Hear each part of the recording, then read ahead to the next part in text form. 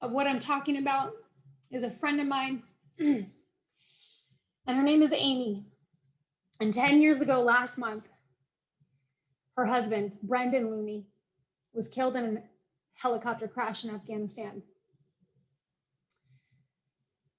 And I showed up at Amy's house about an hour after she'd been delivered the news.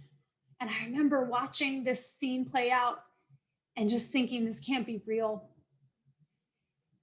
A depth of pain that I had never experienced before. And quite frankly, I wasn't prepared for. But then I got to watch her from afar as she dealt with this terrible situation. And she had two choices that she could have made. She could have used Brennan's death as an excuse. And she could have gone down a path that would have led her to carry that weight of that tragedy on her shoulders for the rest of her life. Or what she did, the other choice that she made, is that she decided to take ownership of that situation. And I understand that this is not something she could have controlled, and you can't always take ownership. Yes, things happen to you, bad things happen that you can't control, that are out of your control, and we deal with those things all the time. But we can control what we do when we're faced with those challenges, what we do when we get hit with those hard things.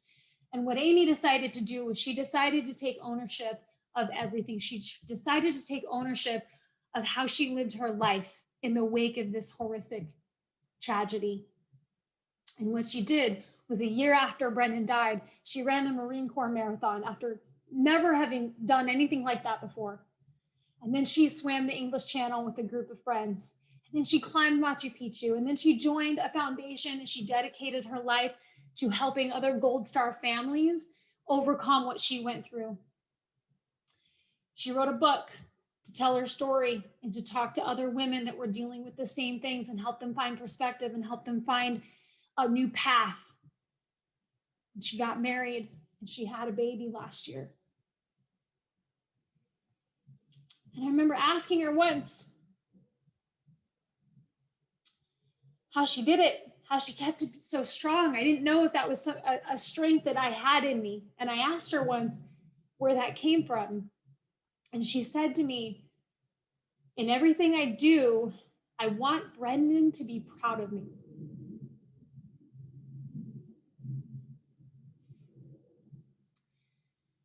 And that resonated with me so much. And I've thought about that every other day since she told me that.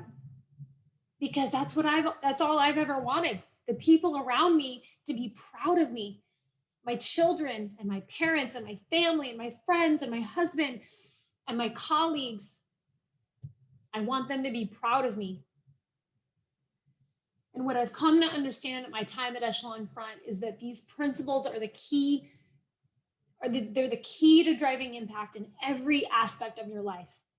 I've seen it in my own life as it's transformed. I've seen it in the lives of others, and the stories are countless, and we can share those. And I hope that as we continue to do these sessions, we can hear from other women in business and other women who are leading at home and understand the challenges they face, and more importantly, how these principles can have helped them to overcome that. Because at the end of the day, these principles start with you.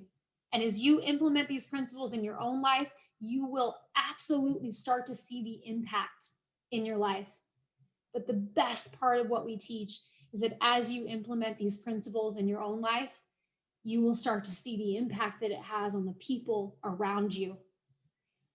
And that for me is the ultimate goal of leadership. It's the ultimate mission that we should all have, to impact our lives, use these principles to drive impact our lives so that we can ultimately impact the lives of everyone around us, our children, our family, our friends, our colleagues.